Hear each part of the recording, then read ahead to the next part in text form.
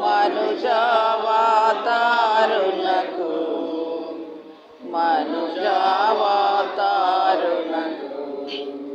శృంగారా ప్రభువునకు శృంగారా. అందరూ చూస్తున్నారా?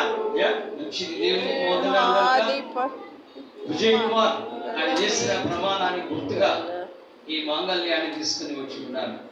అలాగే మరి ప్రియమైనటువంటి సోదరిమణి ఆమె చేసినటువంటి ప్రమాణానికి ఇద్దరి మధ్యలో దాదాపుగా నేను చూసిన పెళ్లిళ్ళలో 2 పుస్తకాలు ఉన్నది తీసుకొని వస్తారు. అది క్రైస్తవులు సంకేతం కాదు.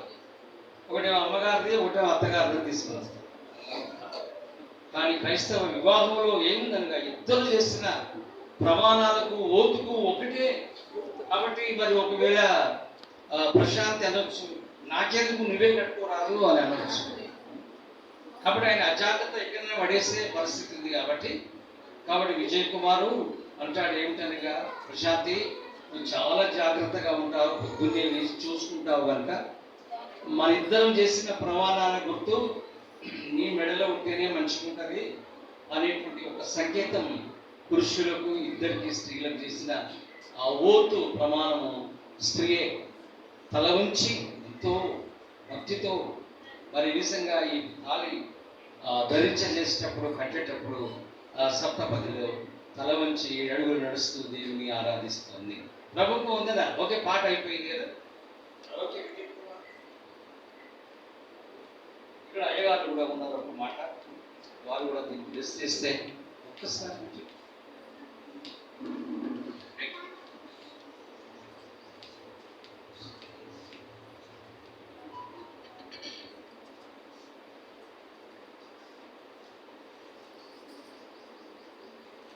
ఇక్కడ ఉన్నటువంటి వాళ్ళు కూడా ఒక్కసారి మీ చేయి ఎత్తి ఎందుకు బ్లెస్ చేయకూడదు?